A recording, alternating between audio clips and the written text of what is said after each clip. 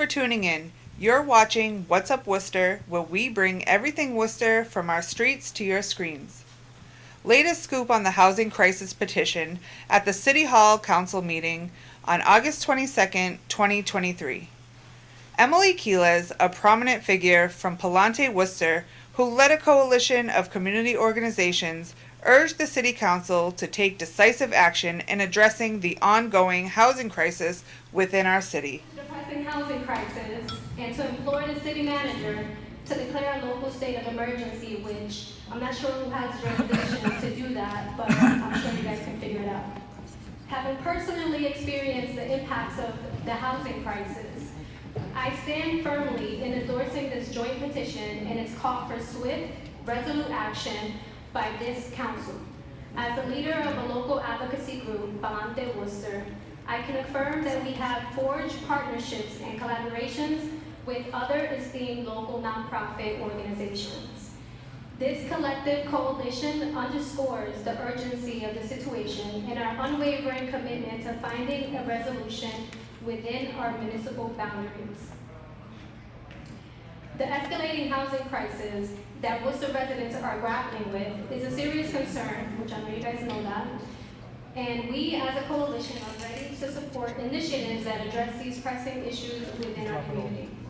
It's our shared responsibility to amplify the voices of those who are disproportionately affected by the lack of affordable housing. The acknowledgement of this crisis and the declaration of a local state of emergency are both crucial steps that affirm our city's dedication and the well-being of its residents. The future of this community relies on our collaborative efforts that prioritize compassion, equity, and justice. The urgency of the situation requires bold action, and your leadership has the power to steer Worcester towards a transformative path. I urge you to grasp the significance of this issue and recognize the collective voices that rise united for the betterment of our city. Worcester's strength is rooted in a sense of community, and I'm confident that together we can overcome this challenge. I'm not done. So, the last thing that I'm going to say is that I'm not sure what you guys are going to do, but what we are going to do is that as of September 1st, we're going to begin a rent strike throughout Worcester County, and we will continue to come to this meeting or whatever other meetings or subcommittee things that need to happen in order for this to pass. All eyes are on every single one of you up there, and we are going to continue to come.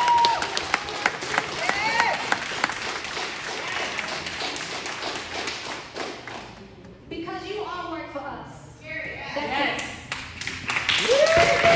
Notably, Ronald B. Waddell Jr. of Legendary Legacies, Inc. also joined the meeting to express his unwavering support for the petition. Waddell emphasized the significance of solidarity and collective efforts in bringing about positive change. And they asked me, they said, "Dad, where are they going to go?" And I didn't really have an answer for them. And that still weighs on my conscience, and I pray that it weighs on our city's conscience. One of the things that's interesting to me is in this very building, I was invited by our Commissioner of Health, Manny Castile, to participate in a homeless forum.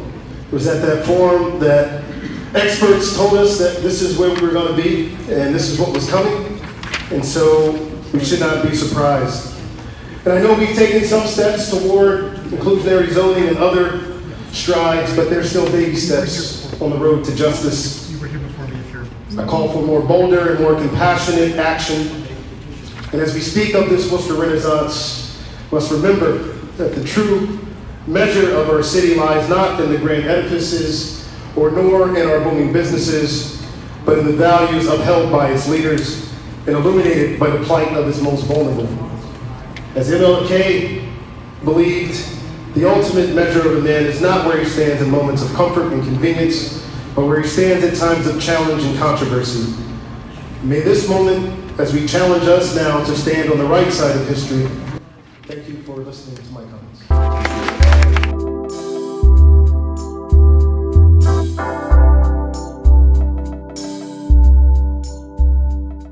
In other news, the protest against the new policy at Catholic schools in Worcester, Massachusetts. Dozens of individuals gathered in protest, expressing their concerns over the policy that prohibits LGBTQ+ students from freely expressing themselves.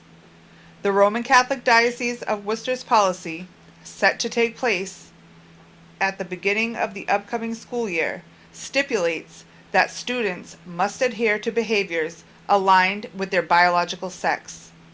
This policy also forbids students from advocating, celebrating, or expressing same-sex attraction in a manner that might cause confusion or distraction within the framework of Catholic school activities, events, or classes. Respecting their students' gender identity in the classroom, in the dormitories, and I think that that is something that the Worcester Diocese should strive for. That is private and they can technically do what they want. But hopefully, people, especially practicing Catholics among us, are voting with their feet and their wallets and demanding change to these policies.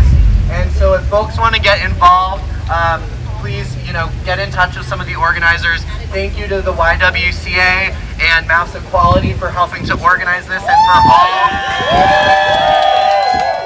The policy, titled Catholic Education and the Human Person, received approval from Bishop Robert McManus back in late June.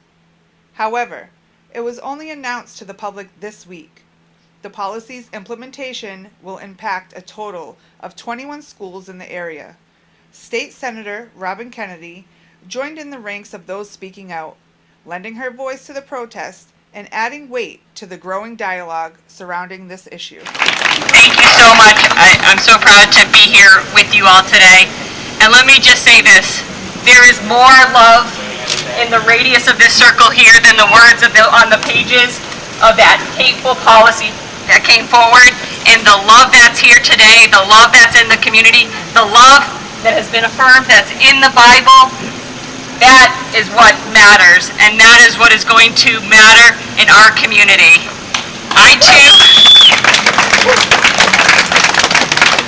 too am a product of 16 years of Catholic education, and as has been said here today, I've read the Bible page by page, and I know that the key message that comes out of it, that we see here today, that we heard here today, is love. And while government does not have the power to directly overturn this policy, I implore Bishop McManus to change his heart, to hear the voices, to see our youth, and to do the right thing. Because I can't see that culture of hate that existed in my high school at Holy Name, that existed in my elementary school, when kids were taught to be other, when kids were taught they weren't good enough. We can do better than that. We must do better than that. And I want to speak to the young people as your senator, as your representative, whoever you are, whoever you love. Our world needs you. Our future needs you. We are better under you. So all the noise and all the hate, please hear that message and know that your government stands here for you and with you today and every day in the future, no matter where the attacks come from. Thank you. Community responds to this development. Conversations about inclusivity, diversity, and the rights of LGBTQ+ students continue. And that wraps up our coverage. Don't forget to like, follow, and share to stay updated on this and many other stories. Remember, you're tuned in to What's Up Worcester, your online source for community news and updates from our streets to your screens.